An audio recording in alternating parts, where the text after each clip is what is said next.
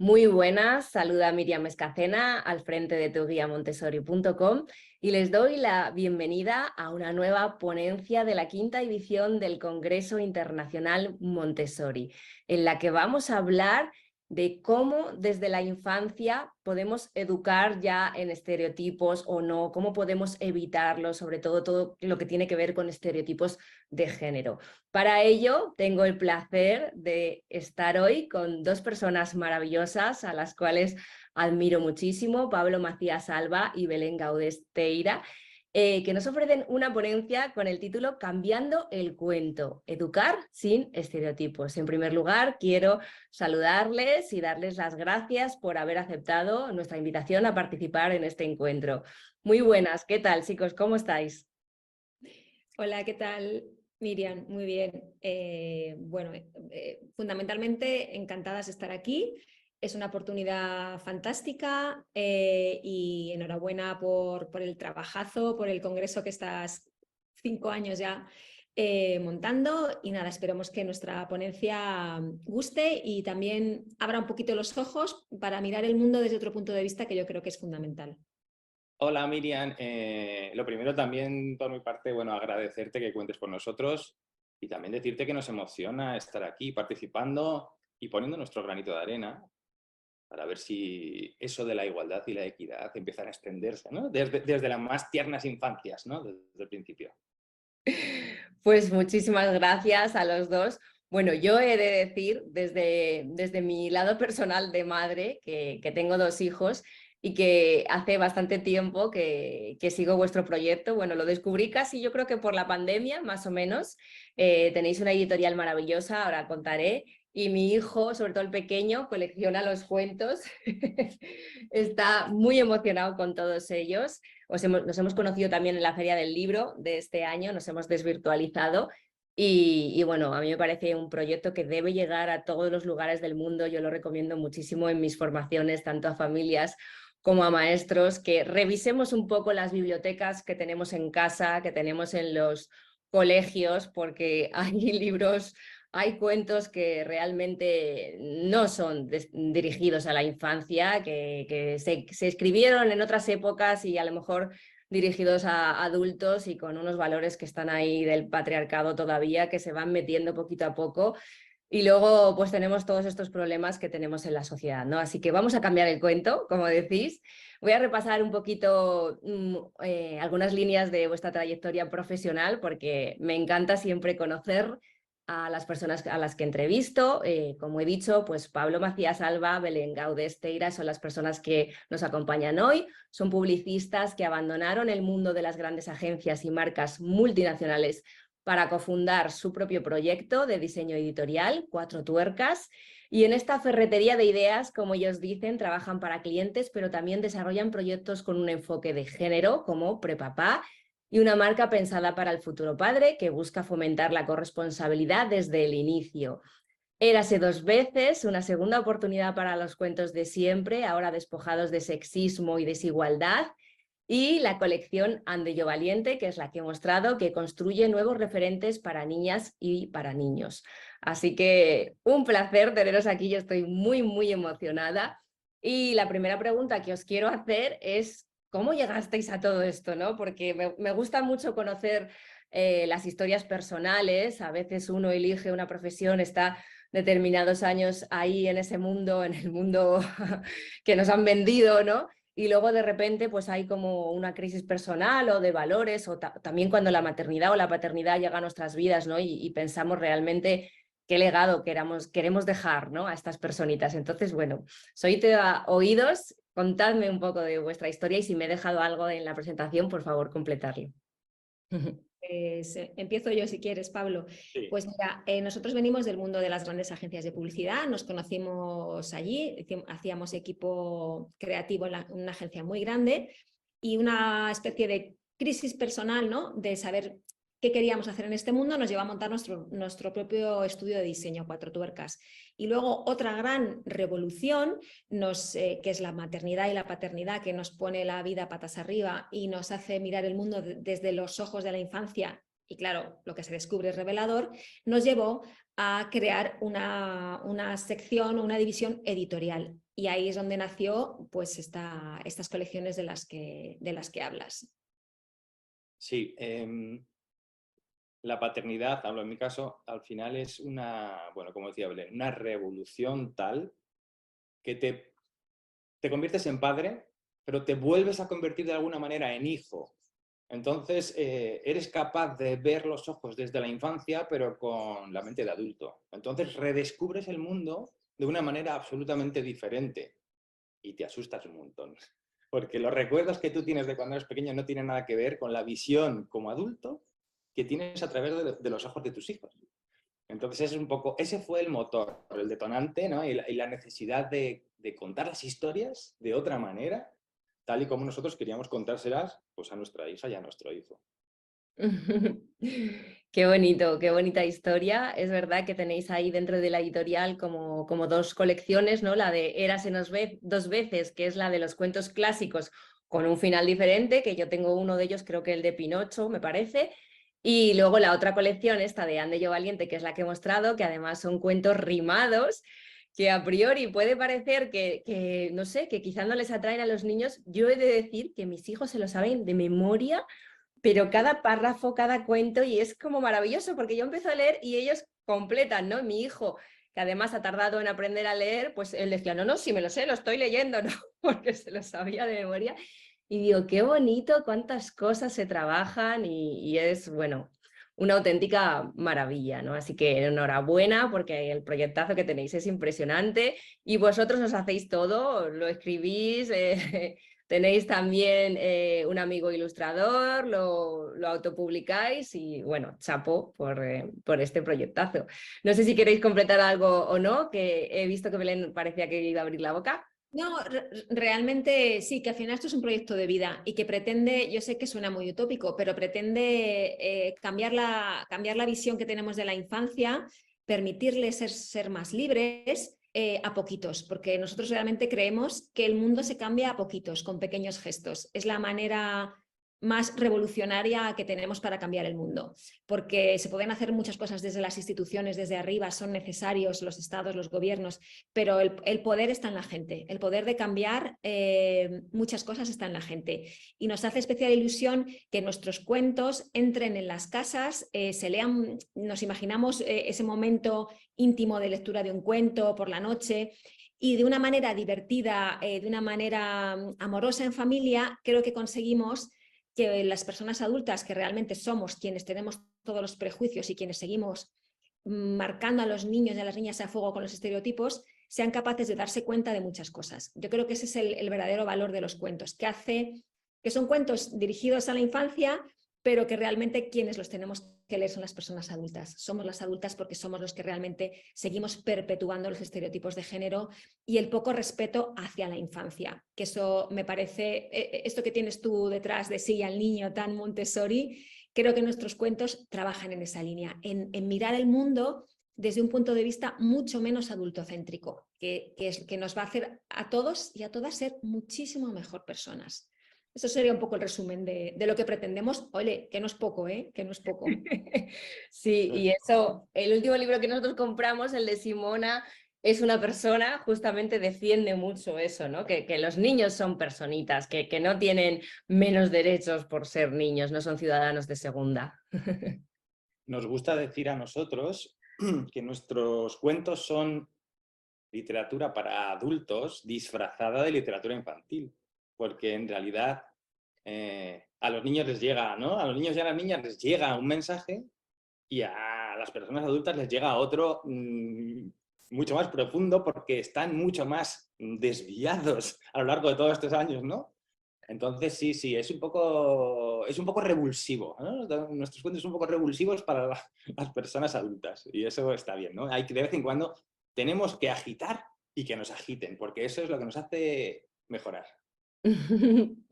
Maravilloso, completamente de acuerdo, además. Bueno, chicos, vamos a ir entrando en materia, si os parece. A mí me gustaría haceros una primera pregunta que es cuándo se empiezan a construir todos estos estereotipos de género, ¿no? Porque pensamos que es cuando ya van siendo más mayores y tal, pero es que yo creo que desde el propio embarazo, que ya te dicen, ¿esperas niño o niña? Pues te compro el body rosa o azul, que yo siempre a mi familia le prohibía, ¿no? Decía, verde, por favor, o blanco, el color que queráis, pero ni rosa ni azul. Contadme. Pues es una pregunta que tiene mucha enjundia. A mí me gusta imaginarme el mundo como un gran tío vivo que va girando y lamentablemente ese tío vivo es patriarcado. Entonces, estamos todos arriba y los bebés, según van naciendo, se van subiendo, nacen ahí, en ese tío vivo, ¿no? Ese tío vivo que gira.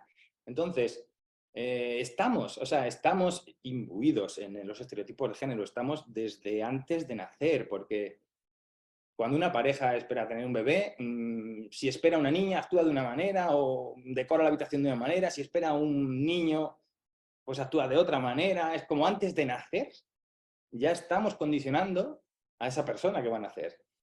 Tenemos un vídeo precioso que muestra claramente, bueno, pues eso, que aunque no queramos, nos vemos ahí subidos al tío vivo, ¿no? Es un vídeo que ahora pondremos y que habla un poco de cómo un bebé vestido de color azul o vestido de color rosa cambia totalmente de cara a las personas que interactúan con él. Porque asumen que vestido de azul se convierte en un niño automáticamente y vestido de rosa se convierte en una niña automáticamente. Y veremos que no solo es lo que se les dice, que es fundamental, son palabras repetidas una y otra vez, sino es cómo se les dice y cómo se les trata. Así que si te parece, Miriam, ¿lo podemos poner? Genial. Tomamos a un bebé. Lo vestimos de rosa. Y luego pedimos a unos adultos que no saben que es un niño que le hablen.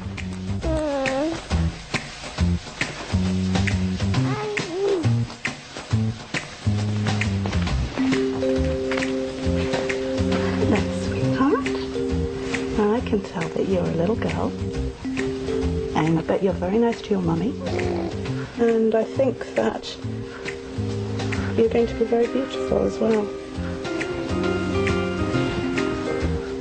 Is wearing pink a beautiful thing for you? If that makes me think you're a girl. Oh, it's a beautiful big girl. Yes. And pretty little face you've got there. Oh, oh, oh.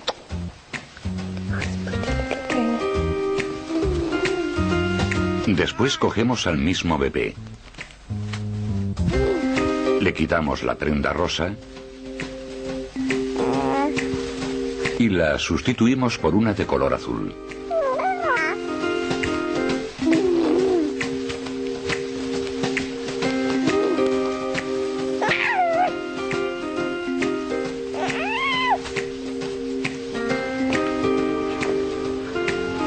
Must be a boy, because you're wearing blue. Are you a little boy, I think? Huh?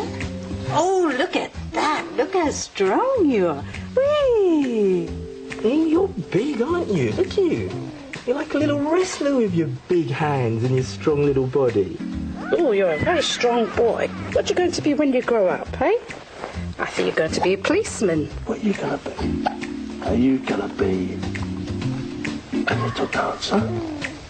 Be a beautician or maybe even an actress, because you're very, very beautiful. I think you're going to be a big football player. I think that probably as a temper. Pero no solo influyen las palabras que oye el bebé, sino también la forma de tratarlos. A las niñas se las acuna y se les habla más. A los niños se los sostiene de pie y se los maneja de forma más brusca. Y todos los días, una y otra vez, los bebés oyen que les llaman niña o niño. Little boy. Big girl. Lovely boy, aren't you? There's a good girl. Strong boy, aren't you? Now, I'm going to put you down there. ¿El resultado? Tan pronto pueden hablar, los niños saben ya a qué sexo pertenecen. Bueno, como es fundamental la interacción que tenemos por un color. El color lo representa todo en esta sociedad, ¿no? Lo tenemos asociado de esa manera y aunque no lo queramos, aunque no lo sepamos, estamos metidos en ese tío vivo que gira. Hay gente que camina a dirección, es decir, que fomenta esa, bueno, pues esa visión discriminatoria, ¿no? Esa visión que alimenta el machismo, el sexismo.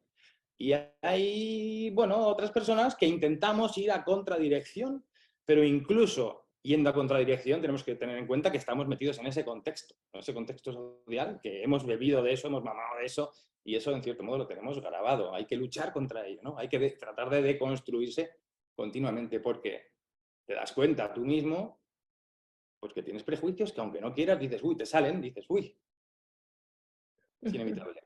Ese tío vivo. Así es, completamente de acuerdo. Estamos tan metidos, incluso con estos pequeños micromachismos, que hace poco también estoy a punto de conocer la periodista que creó este concepto, ¿no? Está tan metido en la sociedad que nos cuesta verlo, ¿no? Y abrir los ojos y tomar esa conciencia y empezar a decir, bueno, vamos a poner aquí unos límites porque si no esto es una locura, ¿no?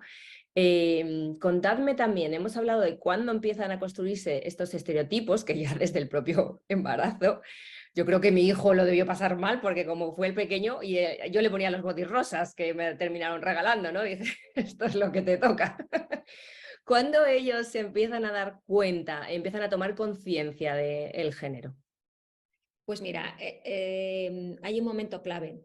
La cosa es que esos estereotipos de género, que esos colores, ese rosa y ese azul, están asociados a una serie de atributos. Y esos atributos suelen ser muy diferentes para niños y para niñas. Para niños pues suelen ser fuerte, valiente, y para niñas, como veíamos en el vídeo, se les habla de otra manera, princesa, cuidado, ay, qué mona, qué linda, ¿no? Entonces eso va construyendo el lugar que van a ocupar en el mundo.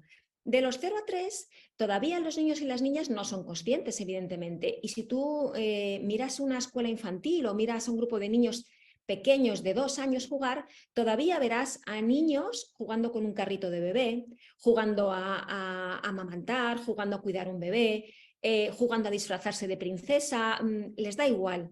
Se pueden pintar las uñas porque ven que su mamá lo hace y les divierte.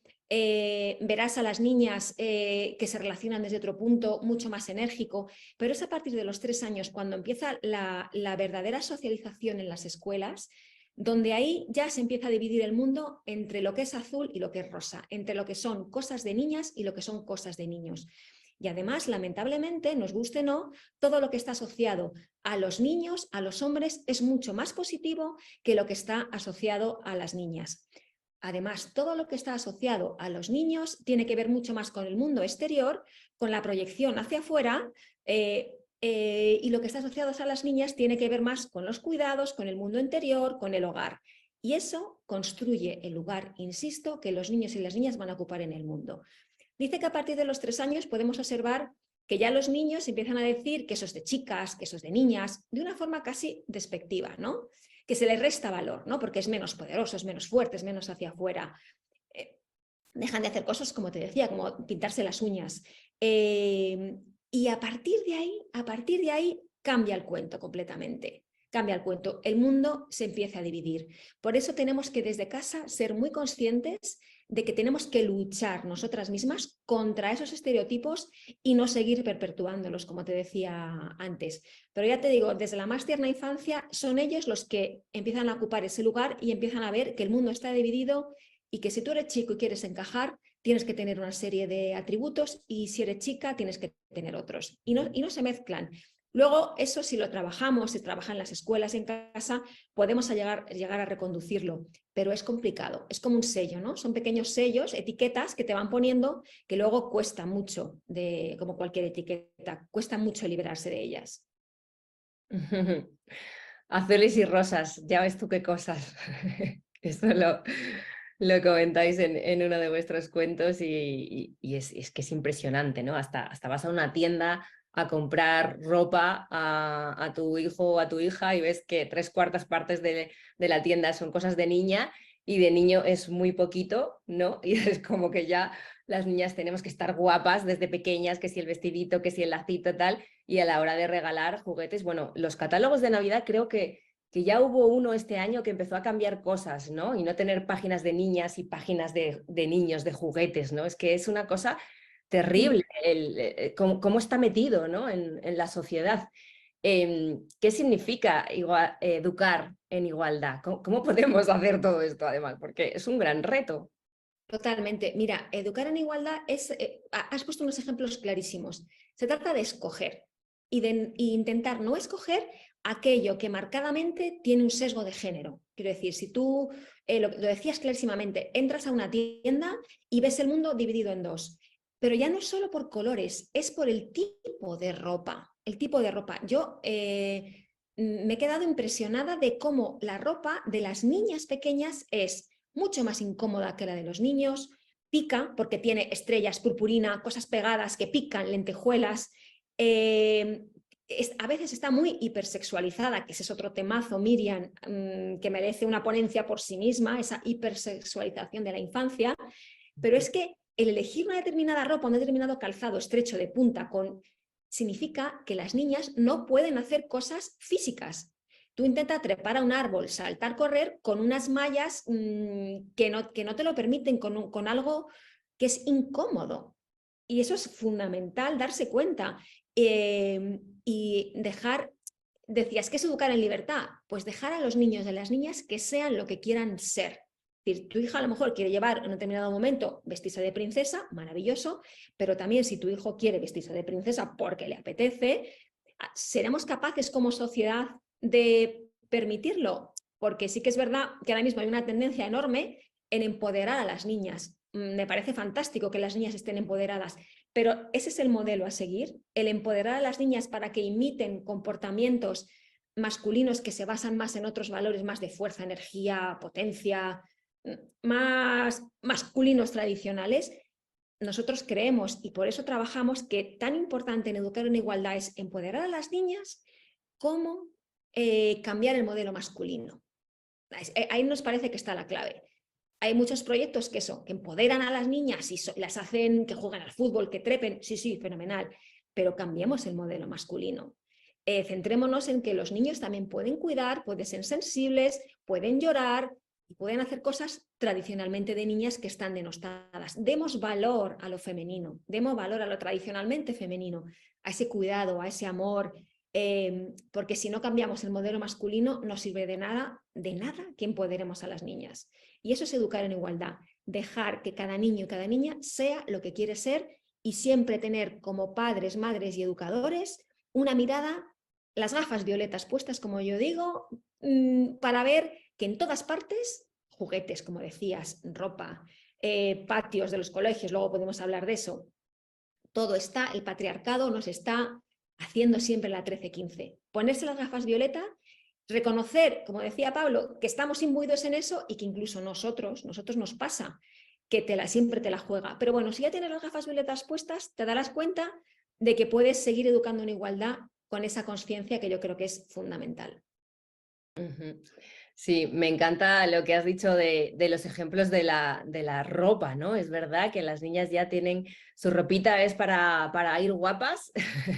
Hace poco yo también aquí en Madrid, cuando celebramos San Isidro, ¿no? Nuestras fiestas de nuestra ciudad representativas, vi niñas de 3 años vestiditas con el traje típico y con unos tacones así para ir al cole, que yo decía, ¿pero qué sentido tiene esto? O sea, la niña va a volver llena de ampollas en los pies, no se lo va a pasar bien, no va a poder jugar, no va a poder saltar.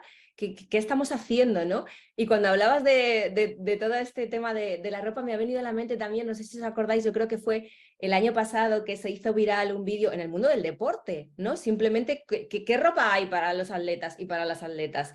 Creo que me quiere sonar que se hizo viral un vídeo de jugadores de vóley playa, cómo ellas las ponen en un bikini con todo apretadito ahí, que se vea bien su cuerpo, y entonces grabaron un vídeo con hombres llevando esa ropa, que cuánto de ridículo sería, ¿no? Y por qué hacemos que las mujeres se tengan que vestir así, ¿no? O sea, hay una hipersexualización además desde la infancia, ¿no? Es horroroso realmente todo esto, ¿no? No sé qué podemos hacer, la verdad. Pues lo que podemos hacer es tener esas gafas violetas puestas, identificarlo y no caer en ello, romperlo, ir a contracorriente, romperlo todo el tiempo, romperlo. Es la única forma, es la única forma que nosotros, hay muchas herramientas para hacerlo, pero romperlo. Darse cuenta es lo primero y luego romperlo. Es la única opción. Claro, cuantas más voces hayan en esa dirección de romper, pues más sonarán y más contrarrestarán, ¿no? Porque seguimos metidos con la gran dirección contraria, ¿no? La gran dirección que genera desigualdad. Esa niña de 3 años a la que hacía referencia con los tacones así, ¿qué mensaje recibiría? Seguramente todo el mundo le diría, ¡qué guapa estás! ¡Ay, fíjate! Pero entonces eso refuerza ese comportamiento, cuando en realidad lo que, bueno, deberían surgir esas voces críticas que digan, ¿de verdad que a los 3 años esto es lo adecuado? ¿No? Es como, no deberías poder jugar y correr en el patio con tus amigas, con tus amigos, en vez de estar como, no sé, quieta para que te miren. En fin, eso. Generemos voces en contradirecciones. Sí, sobre todo quejarnos, ¿no? Porque, bueno, esa niña llevaba hasta rímel y los labios pintadísimos de rojo, que yo dije, madre mía, si es que no va a poder ni comer, la pobre. O sea, una cosa horrorosa. Y lo que ha comentado antes Belén de los patios, o sea, igualmente, hace yo creo que 2 o 3 años, en este congreso tuve a Rosa Llobé, una psicóloga muy defensora de la crianza con apego, bueno, muy conocida aquí en España, en Latinoamérica también, y ella había hecho un estudio incluso de cómo en los patios la ocupación con deportes asociados a chicos como es el fútbol, al final era como el 75% del patio y las niñas se veían reducidas a un trocito muy pequeñito en el que además no se podían mover por miedo a sufrir un balonazo en la cara o cosas así, ¿no? Y entonces hay que quejarnos como padres, hay que hacer proyectos. En el colegio de mis hijos sí que hay un proyecto de patio, el patio es libre y es para todos y está como por días también muy, muy bien definido y el fútbol creo que está prohibido, ¿no? Entonces... Claro. Yo creo, Miriam, de verdad que se trata de que pueda convivir toda diversidad, porque no solo eso les pasa a las niñas, sino también a los niños que no les gusta el fútbol, que no les gusta, que hay muchos, Exacto, y al final sí. entran por no quedarse aislados. Y al final, eso que dices que ocurre, ¿no? Que los chicos con el fútbol, la mayoría chicos, ocupan todo el espacio, es premonitorio de lo que les va a pasar a esas niñas o a esos niños diferentes en el futuro. Es la ocupación de lo público, que empieza desde la más tierna infancia. En los patios de los colegios, lo que tú dices, se ve clarísimamente. Esa ocupación de lo público luego nos va a perseguir durante toda nuestra vida. Nos va a pasar en el metro, porque pasa. Yo ahora tengo una hija, bueno, tenemos Pablo y yo una hija de 14 años y ya le he tenido que decir que en el metro le pueden suceder cosas, le pueden tocar sin su permiso, porque me ha pasado a mí. Va a volver a casa por la noche y no va a tener la sensación de estar segura por la calle porque el espacio público no es de las mujeres. Entonces, y eso empieza a construirse desde la infancia, clarísimamente. Entonces, es un cambio radical, brutal, que hay que hacer y para eso la mirada de la familia, de los padres, de las madres y en los colegios es fundamental. Sí, fíjate que hablabas del fútbol, un poco la referencia que hacías antes, Belén, está lo femenino y lo masculino, pero dentro, o sea, hay muchos proyectos que empoderan a las niñas, que las hacen adoptar esos patrones más masculinos de competitividad, de fuerza, de energía, que bueno, tiene una parte positiva, pero tiene otra parte negativa porque no deja de ser el modelo a seguir, tanto por niños como por niñas, ¿no? Pero luego están los niños y, claro, el fútbol es lo más extendido. Si tú como niño quieres encajar, tienes que entrar ahí. Y normalmente cuando tienes que entrar, cuando no sale de ti, pues eres de los malos, ¿no? Juegas al fútbol, pero eres de los malos. Allí hay un temazo, porque ahí recibes la gran etiqueta dentro del fútbol, ¿no? Dentro del fútbol hay como muchas partes. Están los líderes, los que meten goles, los fuertes, los que más corren, y luego están los malos, los que mejor no los pedimos para mi equipo, los que discriminamos, los que no se mueven, están en una esquinita jugando al fútbol, eso sí, pero en la esquinita. O sea, dentro de la masculinidad hay mucho que rascar y yo creo que esa es la gran asignatura pendiente, que es donde deberíamos poner el foco ahora, sin perder el otro, ¿eh? Pero ahí hay como mucho recorrido y mucho de lo que hablar. Completamente de acuerdo. Desde vuestro punto de vista, ¿qué impacto tiene el no empezar a educar en igualdad, tanto ahora para el presente como en el futuro, ¿no? Pues es que es lo que estamos hablando, de impacto es todo, o sea, todo lo impacta todo.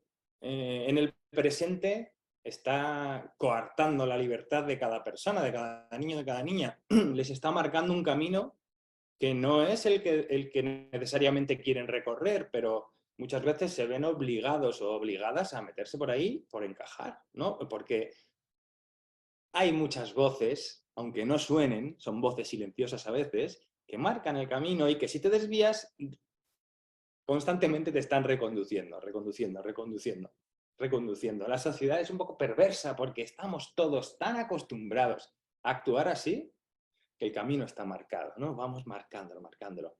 Y para poder salirse de ese camino, lo primero que hay que hacer es parar, pensar y actuar. Y no siempre tenemos tiempo, energía y ganas de enfrentarnos a los demás. Con lo cual, en el presente está condicionando todo, está condicionando nuestro ser y nuestro actuar actual. Como niñas y como niños, total.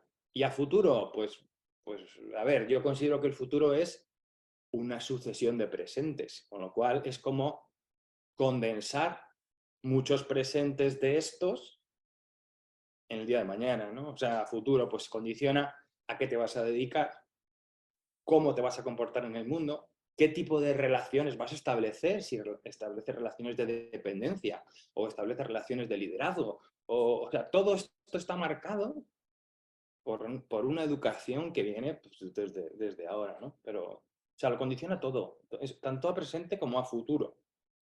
Mira, hay un estudio muy interesante que os invito a conocer, podremos dejar el link si quieres, Miriam, de la revista Science, salió hace un par de años, yo creo, quizá más, no lo sé, que dice que a los 6 años las niñas ya se consideran que son inferiores en temas que tienen que ver en asignaturas o habilidades o capacidades que tienen que ver con las matemáticas, con la tecnología y con las ciencias.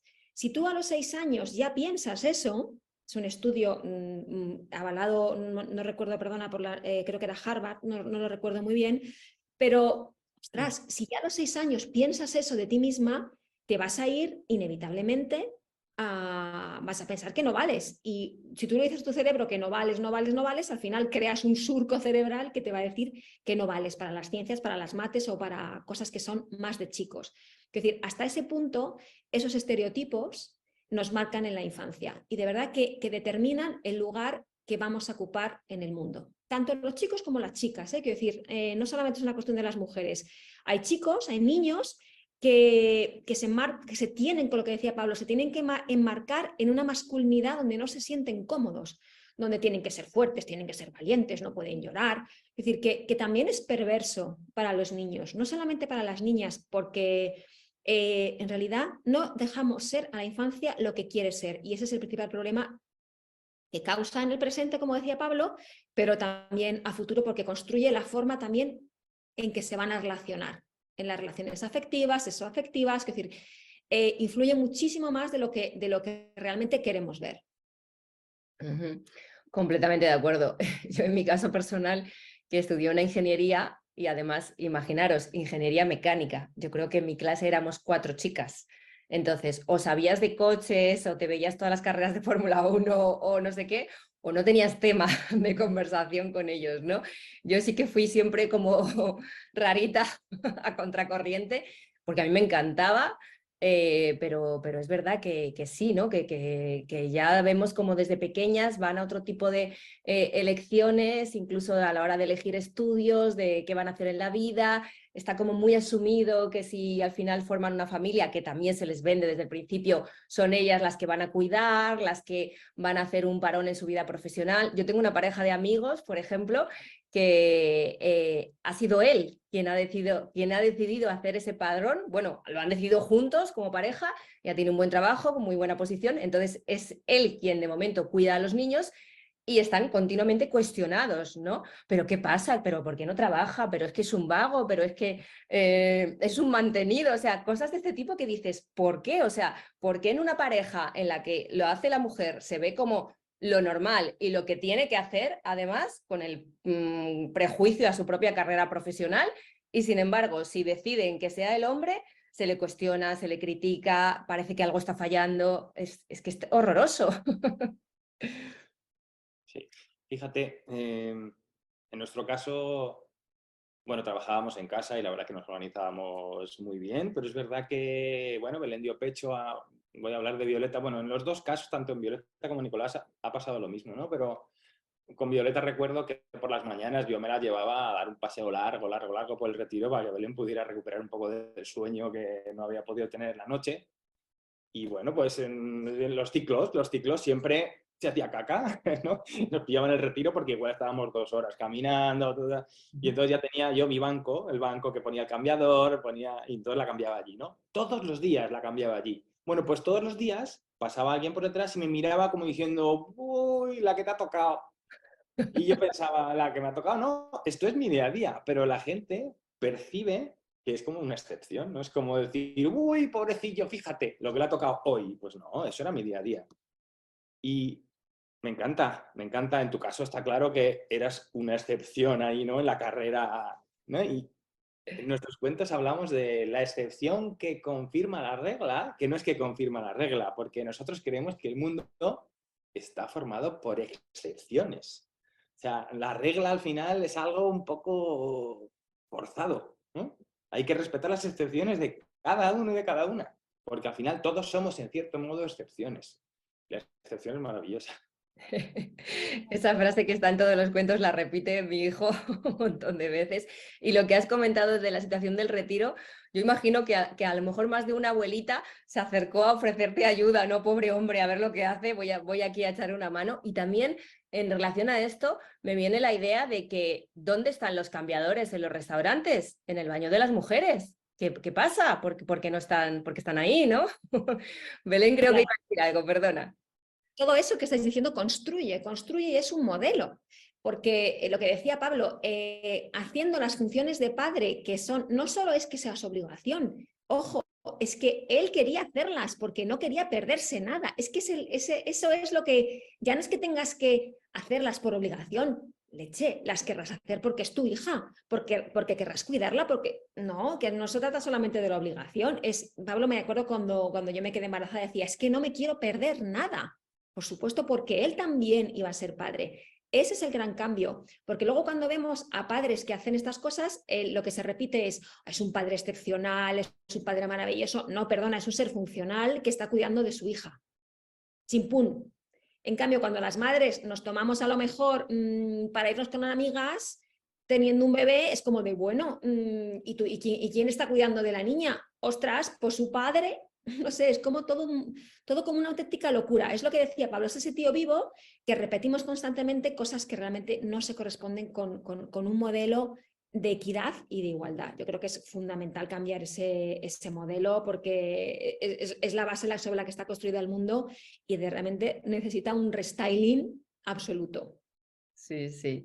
Y al hilo de lo que decías, cuando se ve precisamente que un padre se ocupa un poquito, ya es un padrazo, ¿no? Es como, wow, un padre que se sale de la norma.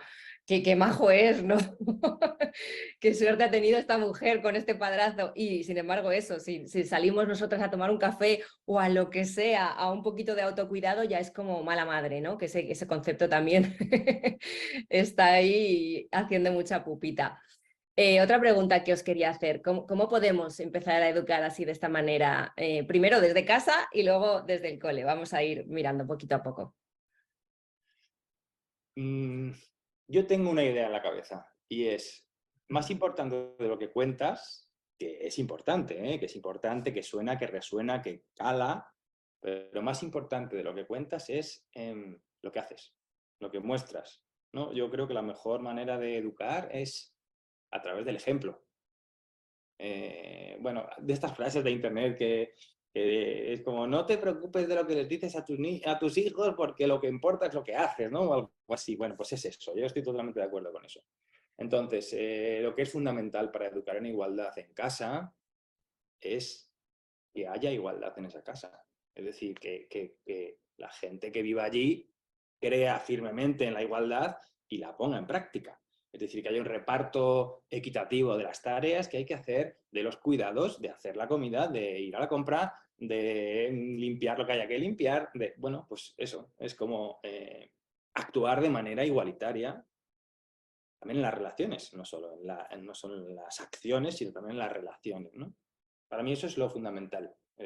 Y creo que es la mejor manera de educar en igualdad. Luego también, bueno, pues los cuentos que lees, las conversaciones que tienes, las charlas que tienes también con tu hija, con tu hijo, o sea, todo influye, lógicamente, pero cuando es verdad, cuando no tienes que forzar una situación inexistente, ¿no? Sino cuando tú eres la primera persona convencida en que eso es lo correcto, pues es más sencillo que si lo tienes, pues eso, que ficcionar, ¿no? No sé cómo explicarlo, pero al final yo creo que es eso. Nosotros somos los primeros que tenemos que trabajarnos eso y luego transmitirlo. Y cuanto más real sea, más fácil es de transmitir. Completamente de acuerdo, es que tiene que ser algo real, porque está muy bonito vender la frasecilla de no, todos somos iguales, todos colaboramos, pero hace poco vi un estudio también que se hizo, que eran los niños quienes hacían el estudio, tenían que medir lo que veían en casa, ¿no? Porque sí, una cosa es lo que dicen, papá ayuda a mamá, que esa frase también tiene mucho que decir, y ellos iban apuntando, ¿no? ¿Quién ha hecho la cena hoy? ¿Quién ha hecho la comida? ¿Quién me ha preparado lo del cole? Quién está haciendo la compra, quién baja la basura, y los resultados es que eran muy brutales, ¿no? Que aunque los padres ambos decían lo que había que decir, lo que era políticamente correcto, la realidad era otra, muy distinta, y claro, los niños lo estaban viendo, ¿no? No solamente con sus padres, sino también con los abuelos. Cuando vamos a comer a casa de los abuelos, ¿qué pasa después de comer? Que el abuelo se sienta, pone los pies en la mesa para ver la tele y las que recogen son las mujeres, o sea, así en cualquier acto social, ¿no? Y eso era realmente muy, muy impactante. Estoy completamente de acuerdo contigo en que una cosa es lo que se dice y otra cosa es lo que se hace, porque al final es lo que ellos están viendo, ¿no? Sí, Completamente. totalmente. Y fíjate, lo que decías antes, que nunca me han ofrecido ayudar a cambiar a Violeta en el retiro, pero sí me han ofrecido consejo. ¿Sabes? De algo así, algo asada. Pero sí, nunca han entrado ahí en acción. Qué bueno, madre mía. A mí es que una vez me pasó que con una rabieta, que odio decir esa palabra, ¿no? Pero sabemos a lo que nos referimos, una explosión emocional de mi hija en la calle, lo típico que te empieza a mirar todo el mundo, que se tira al suelo, que no sé qué, porque no le había comprado una piruleta. No, porque en la farmacia, de hecho, habíamos ido a la farmacia y tenía la mala costumbre la farmacéutica de regalar siempre piruletas a los niños. Y claro, yo le dije, no, a mi hija no le des azúcar, yo no te lo estoy pidiendo. Entonces, claro, tuvimos la típica pataleta al salir de la calle, que recuerdo perfectamente que una señora en el otro lado, al ver lo que estaba pasando, vino a inmiscuirse y le dio 1 euro a mi hija y le dijo, toma bonita, yo te doy para la piruleta, o sea, desautorizándome completamente, que dije, pero bueno, ¿esto qué es lo que es, no? O sea, déjame a mí educar como yo quiero y no te metas, ¿no? Así que por eso preguntaba, que digo, podía haber sido hasta capaz de que te ofrecieran ayuda. Bueno, hemos visto un poco lo que podemos hacer en casa y qué podemos hacer también desde el cole, porque es toda una lucha. Yo creo que a mí me odian en mi cole cada vez, en el cole de mis hijos, cada vez que voy, como ya está aquí la revolucionaria, la antisistema, porque la verdad doy bastante la plasta. ¿Qué podemos hacer? Pues muchas cosas se pueden hacer desde los colegios, pero para eso hace falta un compromiso desde arriba, desde las consejerías de educación, y hace falta fondos, ¿no? Fondos para formar. Yo creo que lo principal es formar al profesorado en temas de coeducación, porque si el profesorado pasa como en casa, no están formados en coeducación, es muy difícil que lo transmitan.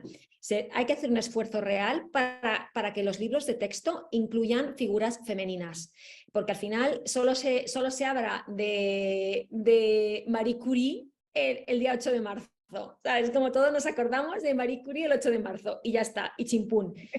Oh, los texto tienen que tener referentes femeninos, porque como bien decía Pablo, lo que no se nombra no existe, y si tú no puedes mirar alto, una niña no puede tener, si no tiene referentes, no tiene algo alto a lo que mirar, y eso es fundamental, un cambio en los libros de texto y en el currículum para que sea equitativo. Yo creo que eso es que haya equidad en ese currículum, en los patios inclusivos, patios donde se fomente esa equidad y esa igualdad, en clase, aprovechar...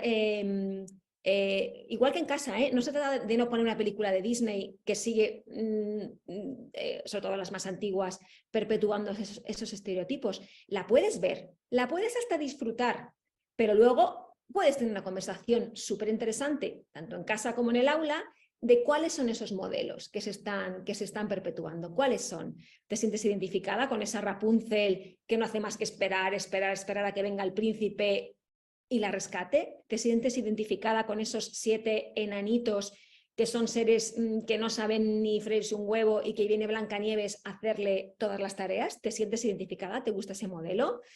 ¿Cómo reescribes el cuento? ¿Qué modelo? ¿Qué cuento te gusta para tu vida? Es decir, que hay muchas cosas que se pueden hacer en las escuelas, pero hace falta un compromiso del profesorado y hace falta recursos. Mira, a nosotros nos piden muchísimo, vamos a coles a dar charlas y es súper revelador lo que ves, porque ahí ves que hay un caldo de cultivo de machismo brutal. Viene desde casa y se traslada al cole, totalmente.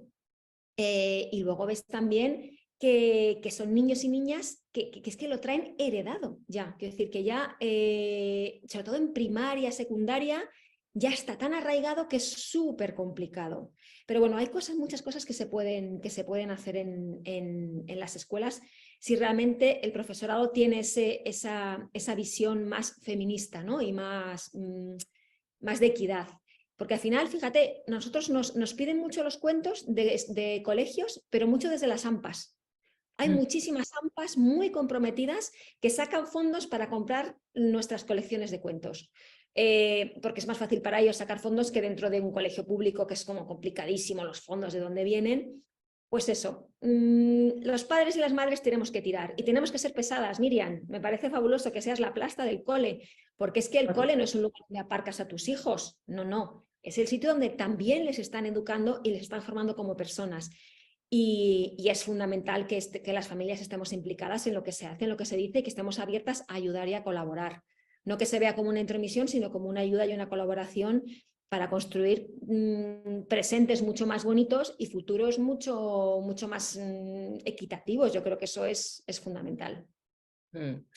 Completamente de acuerdo. Yo creo que tenemos que estar toda la comunidad educativa a una, porque si no es una locura.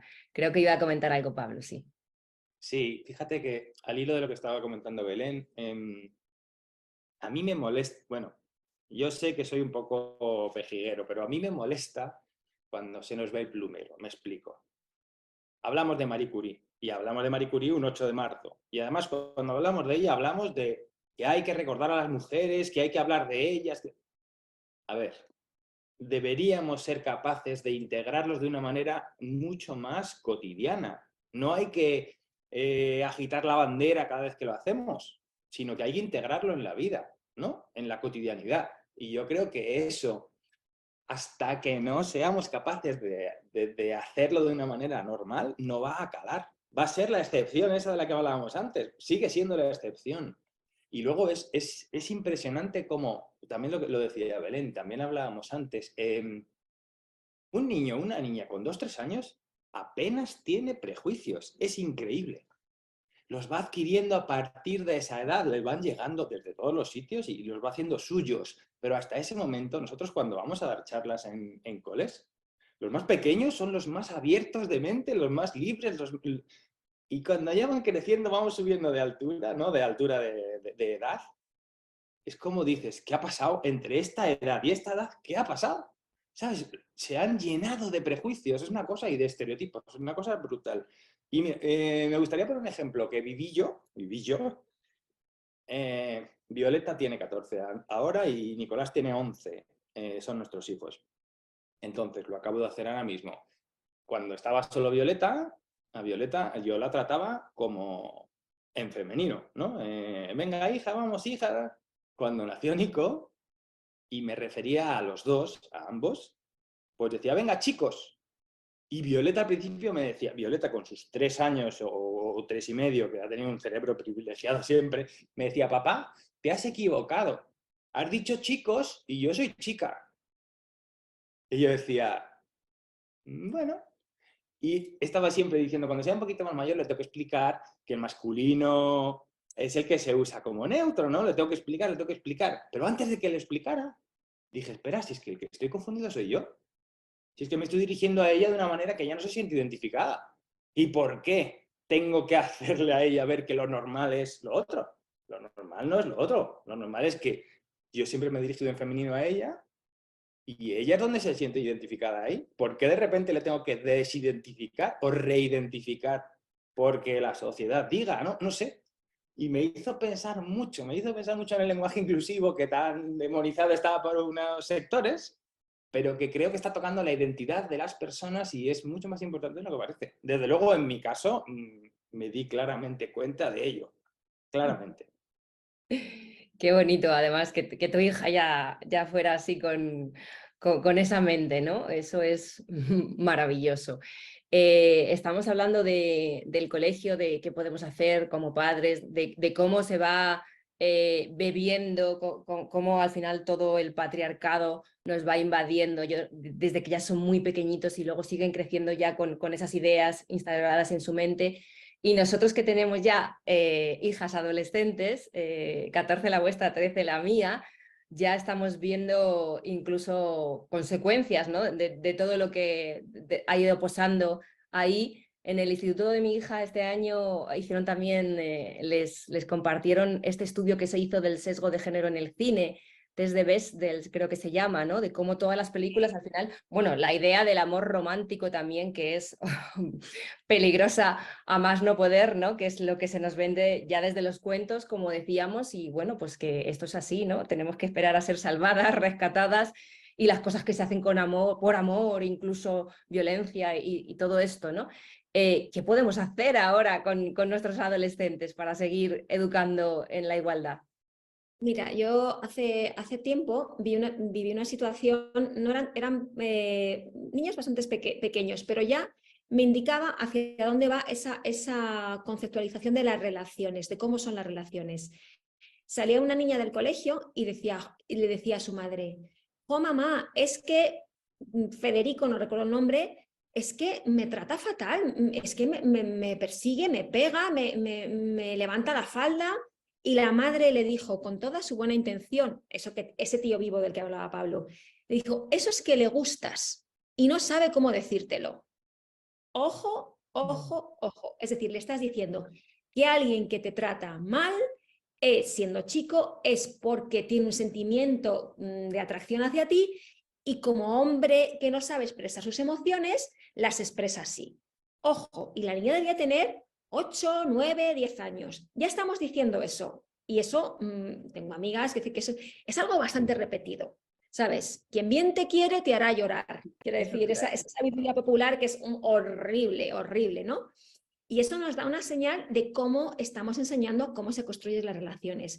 Mira, vamos a poner un ejemplo ahora de algo, luego iremos un poco a la adolescencia, pero vamos a poner un ejemplo de unas imágenes de la película de Disney de La Bella y la Bestia.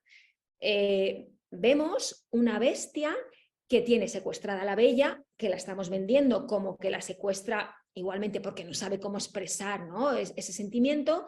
Y mirad estas imágenes. Voy a callarme solamente para que las veáis. ¿Y qué os transmite esto?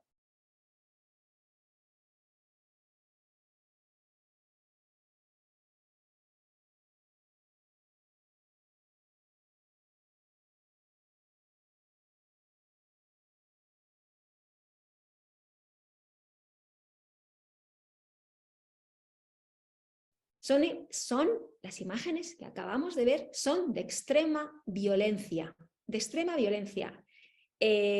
Ahora, si hacemos el ejercicio de cambiar a esta bella por un hombre, a esta bestia, perdón, por un hombre, y a esta bella por una mujer, es una situación de violencia de género, clarísima.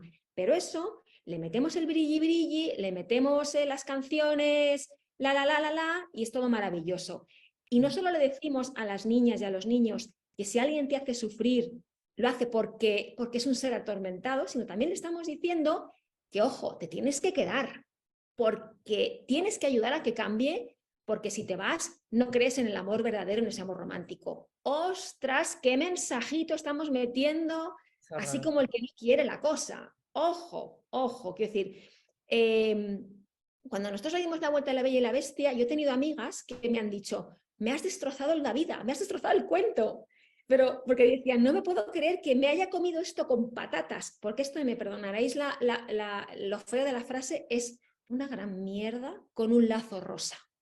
Y esto nos pasa muchísimo, muchísimo. Y realmente estamos diciendo una cosa perversa. te trata mal, te maltrata, quédate porque le tienes que ayudar a que cambie. En nuestra versión de La Bella y la Bestia le damos la vuelta al cuento y os hago un spoiler. La bestia se queda todo reventado y ella se va, escapa y se deja la piel por escapar.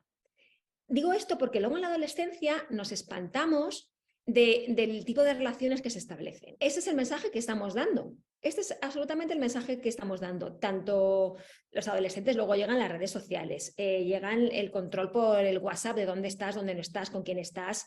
Luego llegan las películas que ven, donde son modelos absolutamente patriarcales, donde el chico malo es el que mola y el bueno es el pagafantas, como se dice ahora. Ostras, este es el modelo. Pero es que esto lo llevamos diciendo desde que son muy pequeños. Se nos hincha la boca en la adolescencia y les decimos, solo sí es sí, y hablamos de consentimiento, pero luego en los cuentos y en las películas estamos viendo cosas como que besar a una princesa que está dormida, muerta o desmayada es un acto de amor, cuando eso es dar un beso a una persona sin su consentimiento. Se nos llena la boca también diciendo a una niña pequeña, a un niño pequeño, oye, dale un beso a tu tía, a tu tío, a esta señora que pasa por la calle que te pide un beso. No les estamos enseñando a respetar su espacio y su propio cuerpo desde la infancia. Y ese trabajo, si queremos que sean adolescentes libres, que sean capaces de decir sí o no y que sean capaces de detectar una relación tóxica y salir corriendo, lo tenemos que trabajar desde la infancia. No puedes empezar a trabajarlo con 14 años, porque no has construido ese respeto por ti misma, por ti mismo, por tu propio cuerpo, por saber detectar situaciones en las que eres vulnerable. Eso se tiene que trabajar desde la infancia. Y también con un modelo en casa, como decía Pablo, equitativo, un modelo de igualdad, un modelo feminista donde se trabaje la igualdad en todos sus aspectos. Ahora mismo, el otro día estábamos en un colegio y nos decía un director del cole que tienen hasta protocolos por el tema del porno. Eso es otro temazo, Miriam. El acceso que tienen los adolescentes a contenidos pornográficos de manera libre, gratis, es horroroso. Y ellos y ellas se creen que las relaciones sexoafectivas son así. Y entonces empiezan a perpetuar una serie de modelos y de forma de relacionarse absolutamente ficticia, dañina, machista y terrible. Con lo cual, control parental de qué ven nuestras hijas y nuestros hijos, qué están haciendo, con quién se relacionan, cómo se relacionan, y trabajar ese modelo, por favor, desde la infancia. Yo creo que ese es el secreto para una adolescencia sana, libre y fantástica y maravillosa, pero desde la infancia. Si no, no hacemos nada. Sí, sí, la verdad es horrible todo lo que comentas. En este congreso también estamos teniendo una ponencia sobre tecnología, adición a la tecnología, redes, internet, y nos decía la ponente que antes los padres y madres podían tener miedo de cuando sus adolescentes estaban en la calle o no sabían dónde estaban. Ahora el miedo lo tenemos que tener cuando están en su habitación con el móvil, porque están en un mundo que es, bueno, absolutamente inquietante, ¿no? Incluso lo que están aprendiendo ellos de la sexualidad es completamente erróneo, un papel completamente sumiso de la mujer, o sea, muy preocupante. A mí me da mucho miedo también esto, es horrible. Es absolutamente horroroso, horroroso. Pero tenemos que tener la mirada, siempre. Yo creo que la crianza al final, igual que es desde las edades más tempranas, es una mezcla es como tener una cuerda imaginaria, soltar y recoger, y que siempre tu hijo y tu hija note que tú estás al otro lado de esa cuerda imaginaria, de ese sostén, ¿no? Y se trata de dar libertad para que puedan ser ellos y ellas mismas, pero a la vez estar ahí para recoger y sostener. Yo creo que es un papelón, ser madre y padre es un papelón, es muy complicado, además son etapas tan diferentes, pero es una frase que siempre a mí me gusta mucho, es dar alas para volar y raíces para que estén bien anclados a la tierra. Es muy complicado, pero siempre tenemos que estar ahí, atentos a lo que puedan necesitar y yo creo que presentes. La tecnología es un temazo, es que bueno, aquí han salido temas que darían para muchas charlas, ¿eh? Así es. Pablo, creo que querías decir algo también. Sí, bueno, es lo que hablabas tú del el mundo que tiene el móvil en su habitación, es que además es un mundo infinito. O sea, porque antes en la calle tienes las 4 calles del barrio y los amigos del barrio, pero en la pantalla que tienes en tu mano lo tienes todo, lo bueno y lo malo, todo, todo, y sin límite. Es como mucho miedo, claro, es como, sí, precaución y miedo. Horror y pavor, como dice Marta, una compañera nuestra. Sí, así es, ¿no? Y sobre todo nuestra labor de estar ahí, ¿no? No por ya no me meto en esto y no existe, no, porque es que tenemos que estar ahí, tenemos que formarnos también de todo lo que está pasando y tenemos que estar ahí para darles la visión correcta, ¿no? De este mundo distópico hacia el que vamos, que entiendan las cosas de la forma como tienen que ser, de la manera más natural posible y que no se les vendan otras cosas ciertamente equivocadas, ¿no? ¿Cómo hacéis vosotros en vuestro proyecto en la línea editorial que tenéis, para trabajar todo esto? Porque a mí me parece que es dificilísimo lo que hacéis, ¿no? Y que luego sea todo en formato de cuento tan fácil de llegar y de conectar. Me cuelo. Ahora te dejo a ti, Belén, que expliques un poco más, pero yo creo que la clave, yo creo que hay 2 claves. Una es ser capaz de empatizar con quien lo lee o quien lo escucha, ¿no? Si lo leen los padres, madres, ponernos a su altura desde su realidad. Y 2, para mí lo fundamental es desarrollar el espíritu crítico, porque el mundo está ahí, el mundo va a seguir estando ahí, con sus cosas buenas y sus cosas malas. Pero lo que es fundamental es que cada persona tenga la capacidad de interpretar qué es lo bueno, qué es lo malo, dónde me quiero meter, dónde no, asumir tus riesgos, asumir tus responsabilidades. Todos somos libres de decidir, pero hay que saber que cada decisión es una renuncia y condiciona, ¿no? Entonces, para mí, el fomentar el espíritu crítico es como lo fundamental. Y entonces, bueno, pues nuestros cuentos yo creo que van muy en esa línea y tocan temas muy, muy potentes, muy revulsivos, con un enfoque bastante diferenciador y bastante empático. Y estoy enamorado de nuestros cuentos. O sea, que me parecen muy potentes, la verdad. Yo también estoy enamorada y mis hijos también. Sí, yo creo que es totalmente lo que dice Pablo. Yo creo que es fundamental ese espíritu crítico. Resaltaría también la importancia de que gusten, que los cuentos tienen que gustar a las niñas y a los niños que los leen. No se trata de hacer unos cuentos receta o unos cuentos para algo, no. Si los cuentos son aburridos, no son divertidos, las ilustraciones no molan, la historia no te llega, el libro carece de sentido, el cuento carece de sentido. Nosotros hacemos cuentos para niños y para niñas para que se diviertan y a la vez que tengan un mensaje que les ayuden a posicionarse y a cuestionar. Para mí es importante que cuestionen, porque para ese espíritu crítico lo primero que tienes que hacer es cuestionar. Y abre muchos melones nuestros cuentos y te permiten establecer debates en casa. Pues eso, lo que decíamos antes, ¿no? ¿Con qué rol te identificas más? ¿Te gusta este tipo de princesa? ¿Qué piensas de que nuestra protagonista Marta no quiera dar besos? ¿Qué te parecen las reivindicaciones? ¿Qué te parece, por ejemplo, que es otro temazo, el cuento de Loreto, esto es un secreto? ¿Qué te parece el tema de los secretos? Es decir, que permite establecer debates en casa, empodera, que es una palabra que ya está muy manida, pero sí que es verdad que la colección Ando Yo Valiente empodera a las niñas y a los niños para expresar lo que sienten, lo que necesitan. Nos decía la mamá de una lectora que su hija, que es una niña que no le gusta dar besos y está en su pleno derecho, nos guste más o nos guste menos, porque es nuestro prejuicio, nuestra necesidad de socializar y de quedar bien ante la sociedad, pues esta niña no le gusta dar besos. Y nos decía que se cruza con una vecina que la chucha, que no respeta su espacio personal y que ya la niña no quiere, y el otro día le dijo, no, yo como Marta, de nuestro cuento Marta no da besos, yo como Marta, yo no doy besos.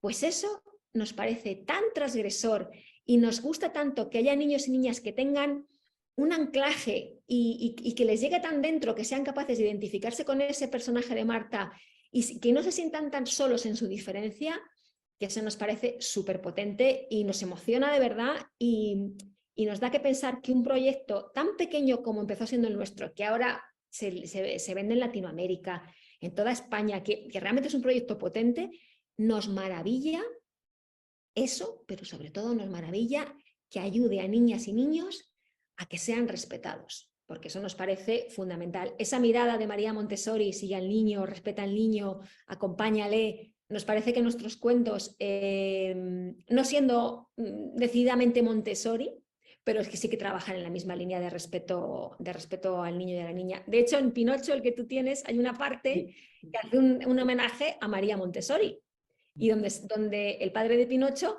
es carpintero, pero trabaja materiales Montessori. Quiero decir que, bueno, sí que nos gusta, pues eso, pensar que se puede tratar a los niños y a las niñas con respeto y no desde nuestra mirada adultocéntrica llena de estereotipos y prejuicios que les van a condicionar la vida presente y la vida futura.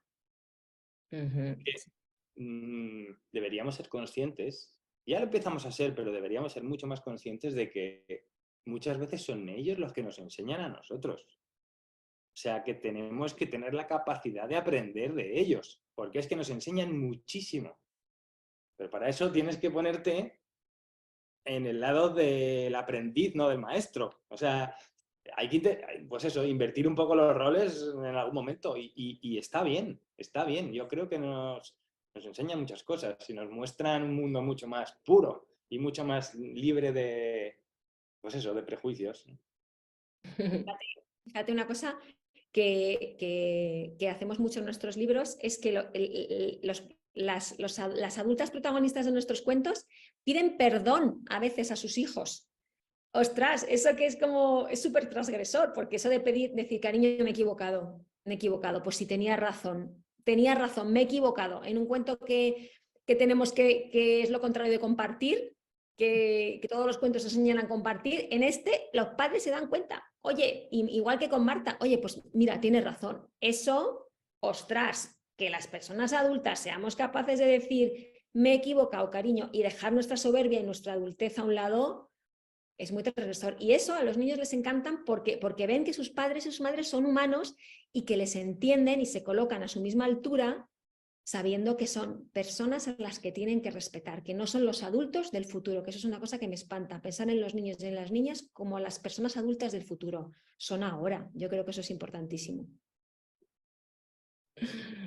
Me encanta esta frase que has dicho, los niños y niñas son personas ahora, ¿no? Como dice el cuento de Simona. Y los que habéis citado de compartir y todos estos, es que me encantan.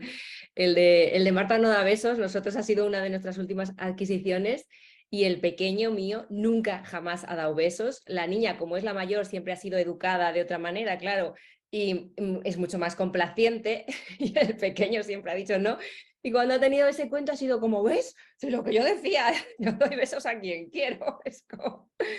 y es así, ¿no? Y lo el de Nicolás comparte con mucho arte, ese también me maravilla, porque yo he visto escenas en el parque de estas, las que describís vosotros, ¿no? De hay que compartir, de incluso quitarle los juguetes al niño para dárselos a otro, pero vamos a ver, o sea, te cojo yo a ti tu móvil o las llaves de tu coche, ¿no? Pues ¿por qué se lo quitas a tu hijo? Y perdónale y dale un besito, o sea, estas cosas que es que le estamos invalidando continuamente sus emociones y es al revés, ¿no? Es que tenemos que cambiar la mirada por completo, así que de verdad, chicos, os felicito por este enorme proyectazo que tenéis y todo lo que habéis conseguido, porque bueno, es muy, muy necesario lo que hacéis y creo que esto no ha hecho más que empezar, que tenéis que dar mucha guerra todavía. No lo dudes, no lo dudes. Hay que guerrear en la vida, hay que salirse de la fila. Yo invito a todo el mundo que se salga de la fila. Nos gustaría decir que vamos a sortear unos cuantos cuentos. Ya os contará Miriam un poco la mecánica para hacerlo, porque yo creo que al público que va a asistir a este congreso les va a gustar. Creo que van a empatizar con los cuentos, se van a sentir identificados y van a poder tener otra visión diferente, pero con la que estoy segura que van a conectar. Pues de verdad, muchas gracias por las palabras, porque es como... A pesar de que los elogios dicen que son malos, pero son muy satisfactorias. Y sí, tenemos mucha guerra todavía por delante y mucha energía y va a ser guerra amable. Nosotros somos muy guerreros, pero siempre desde una amabilidad, ¿verdad? Como sin enfrentar. Bueno, sin enfrentar.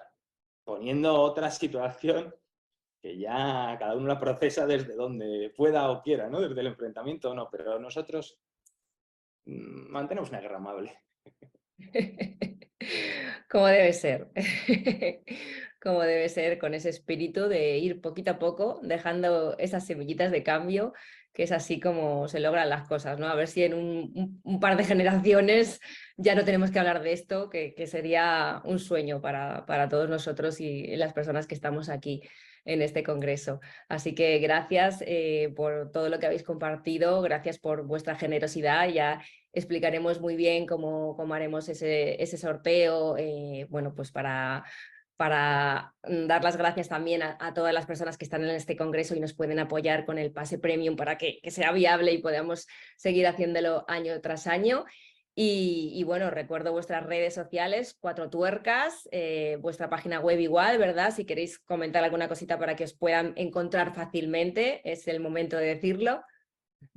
Pues mira, somos poco de redes, la verdad. En casa del herrero, cuchillo de palo. Que nos busquen como cuatrotuercas.com, que nos manden un correo a editorial@cuatrotuercas.com, que estamos abiertos a escuchar propuestas, a que nos consulten dudas y sobre todo nos movemos en Instagram. Poco, pero nos movemos. Pero vamos, aquí estamos disponibles en ese correo y en esas redes para las dudas que les puedan surgir o lo que puedan necesitar. Espero que todos y todas disfruten un montón del congreso, el contenido es excepcional y maravilloso y se animen a tener ese pase premium, que aparte de los sorteos tiene otros beneficios que yo creo que son interesantes porque el contenido es excepcional. Yo, Miriam, es impresionante lo que consigues, lo que montas. Yo es que alucino la capacidad de organización y de contactar y de empatizar con diferentes realidades. Creo que es un panorama, la foto completa del congreso es fantástica y nada, que lo disfrutéis muchísimo. Nosotros lo vamos a hacer también, sin duda. A cambiar el mundo. Desde cada uno y desde cada una. Así es, eso intentamos, estos locos que estamos aquí a contracorriente. Pues muchísimas gracias, Pablo y Belén, de verdad, gracias por haber sacado un ratito en vuestras agendas y compartirnos todo este cambio de mirada, que estoy segura que no habrá dejado indiferente a nadie, que a lo mejor hasta este momento había muchas cosas que no se habían planteado, el público que nos escucha. Muchísimo éxito con todos los proyectos que emprendéis. Y nada más, nos despedimos aquí. Quiero dar las gracias también a todas las personas que han estado escuchando esta conferencia. Espero de corazón que la hayan disfrutado. Estoy segura de que sí, desde luego habrá removido de una manera o de otra y eso es lo que queremos también en este congreso.